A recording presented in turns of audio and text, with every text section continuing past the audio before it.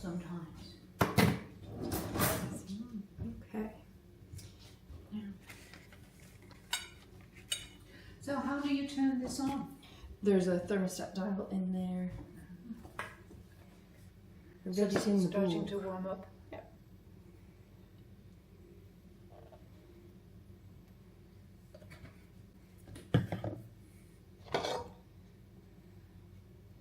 It might take half an hour to cook breakfast. It's alright. It's not exactly sizzling, is it? No, that's the warmer one of those too, though. And that's filming. Is it going to be like the lasagna? Could be. No, I was trying to use.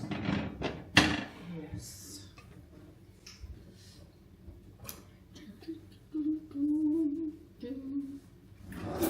And I turn it all the way up, so it's as hot as it will get. Yeah. Oh, well, maybe just have to do it, wouldn't it?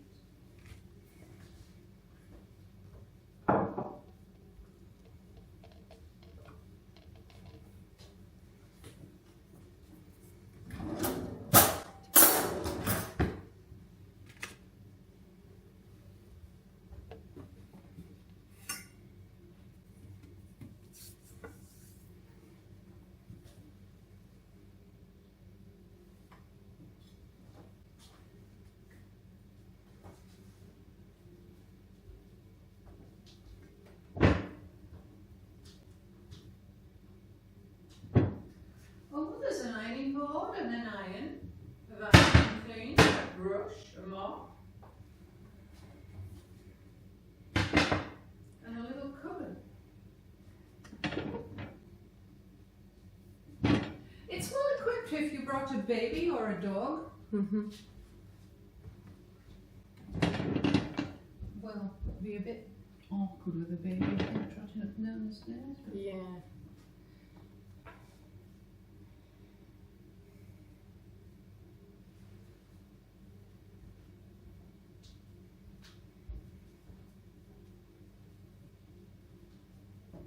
so will this one come on as well?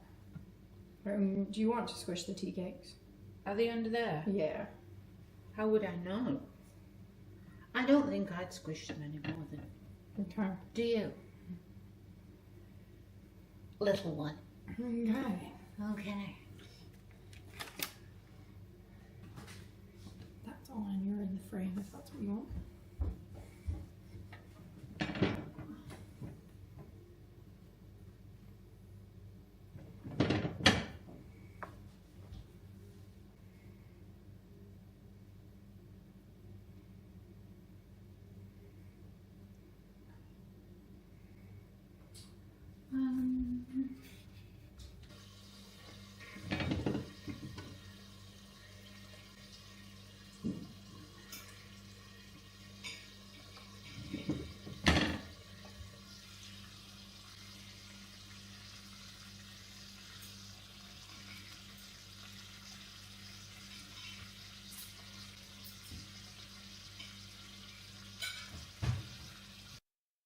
Well, hello to you and thanks for joining. We are on day 4 of the adventure in Scotland and we left in his house, Gatehouse, North Lodge Gatehouse this morning and we are off on some more adventure.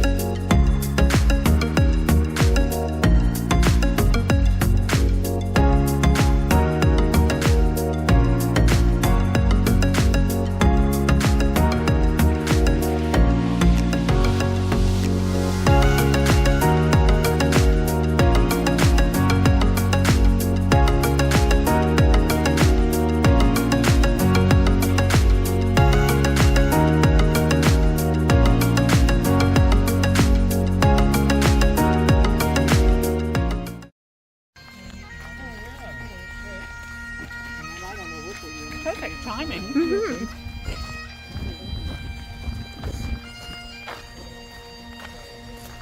Could have chosen a better song. We're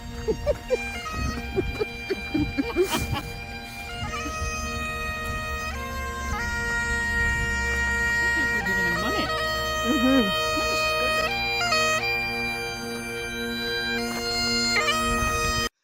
This clip is fascinating, isn't it? Absolutely riveting. Anyways, our first stop today was Cawdor Castle, and I have a decent amount to say about Cawdor, so I'm going to jump right in for you. So Cawdor Castle is built around a 15th century tower house with substantial additions in later centuries.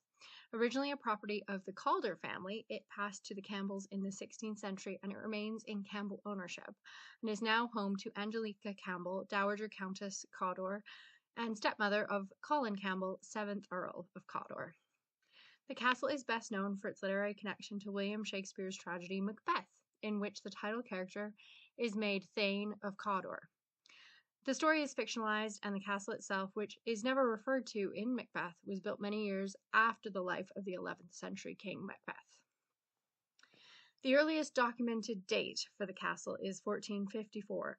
The date of license to fortify the castle was granted to William Cawdor, 6th Thane of Cawdor. Some portions of the 15th century tower house may precede this date.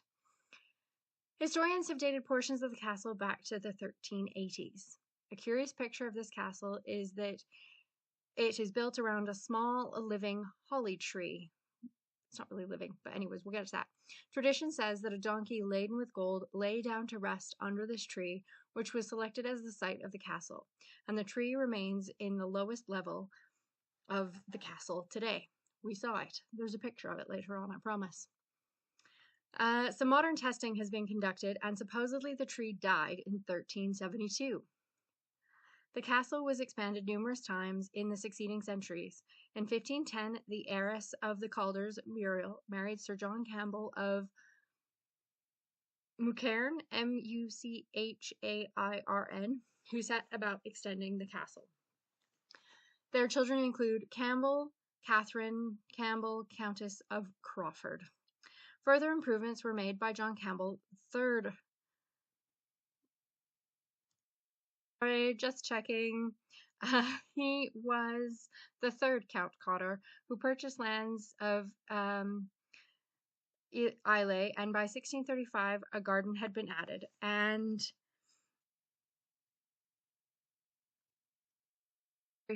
done by Sir Hugh Campbell of Cawdor added or improved the north and west ranges, employing masons James and James Nicholson of Nairn. In 1680s, Sir Alexander Campbell, son of Sir Hugh, was stranded in Milford Haven during a storm. It was here that he met local heiress Elizabeth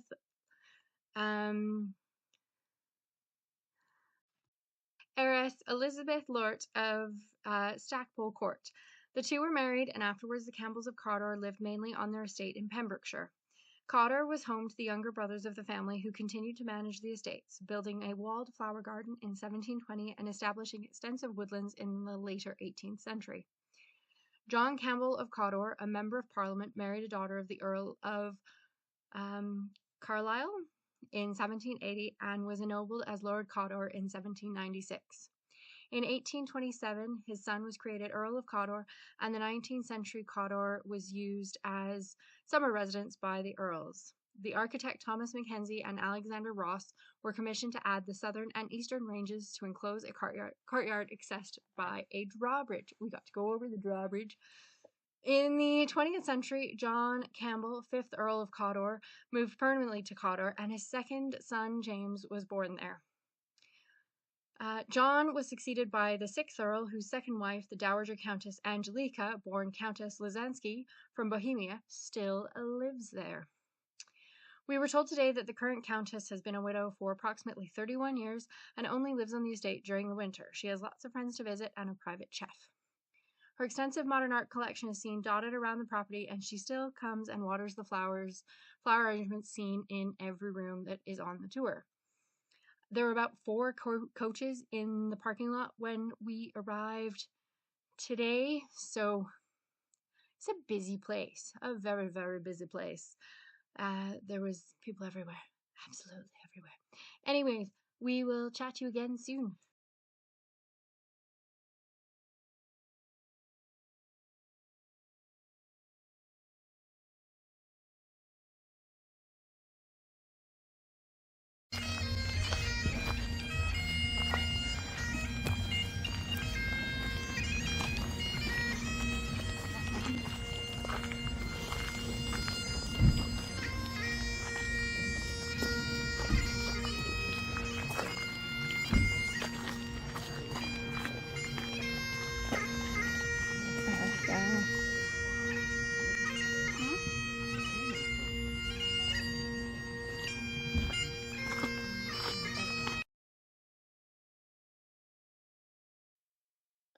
Alright, we left Cawdor and we drove to Brody Castle. There is in the distance.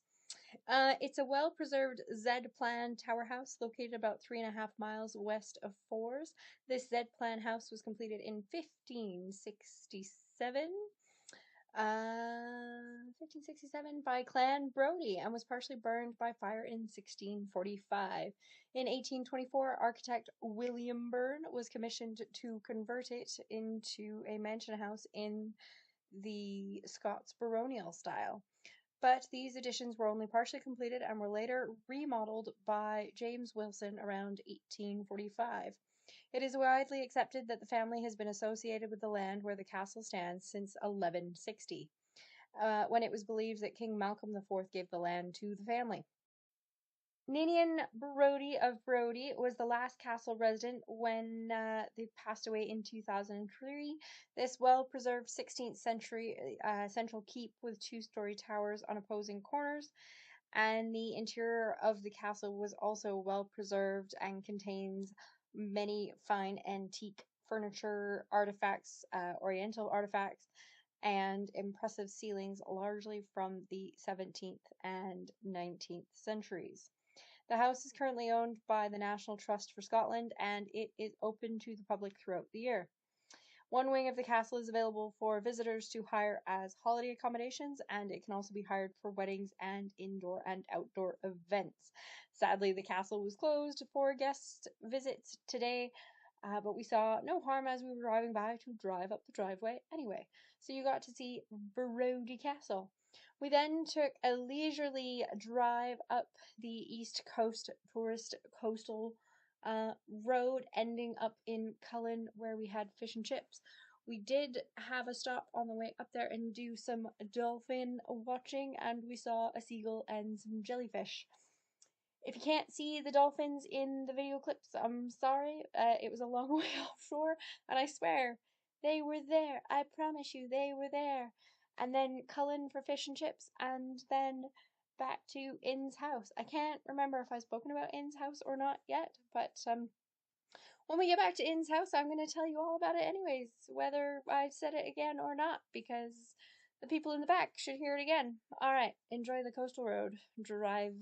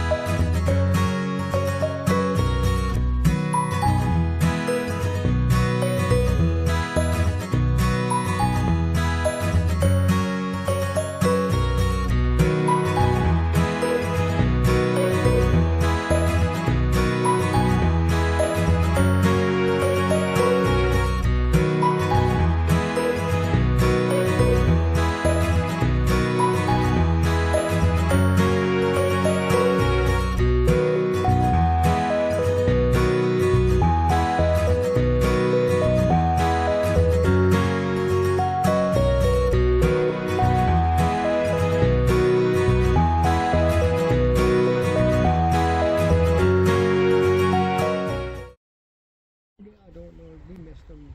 The mines have gone up last night. The well and come down at the same time. Oh, that was a good one too. Just swallowed down my ear. It's when you come out with them.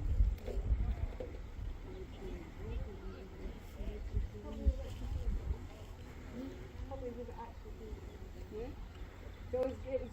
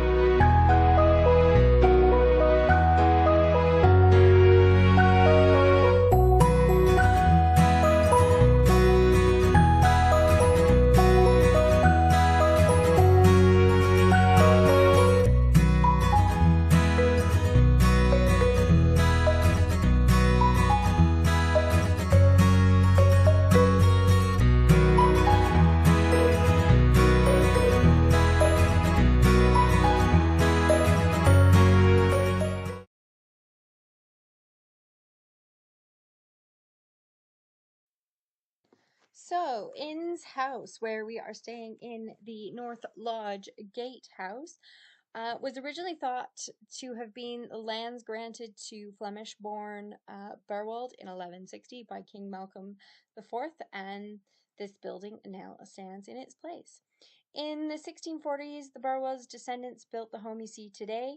The inn's name is thought to derive from a Pictish place name meaning low-lying land liable to flood, or from the Irish innis, meaning island. The inn struggled financially and the estate was sold to the second Earl of Fife, James Duff, in the 17th century. The Duffs held the seat here for many years. In the late 1890s, Thomas Mackenzie, son of a local distiller, took over his father's distillery nearby, but also acquired Inn's house from the Duffs and ran the estate for several years. Following this time, the current owner's ancestors, Francis and Annie Tennant, purchased the home in 1913. Francis was the youngest son of the First Lord of Glenconner, a Scottish industrialist, and brother to Margot Tennant, who went on to marry H. Asquith, the Prime Minister. Francis and Annie had 6 children. Their son, Mark, was lost in 1916 at the Battle of the Somme, and their eldest son, John Edward, spent much of his life serving in World War I and II. However, he suddenly died in a plane crash, and the estate passed on to their son, Ian. It's Ian. It's a funny Ian, Iain. In 1997, the house was completely refurbished by the next custodians, Mark Tennant and his wife, Hermione, and their vision for this cozy home can still be felt within the house today. Current owners are Edward and Zoe, who do not live in the house, but it is rented for parties of around 20 to 40 people. And this is us getting lost on the estate and driving around Inn's home farm. We had a lovely chat with the farmer who said we could go out past the cows, which we did. So we did. It was a lovely little tour around Inn's house property. So that's what we did. Enjoy the rest of your evening, and we will see you tomorrow. We have big plans for tomorrow. We're moving on from Inn's house to a surprise. So I will leave you in suspense. Enjoy. Talk soon. Toodaloo.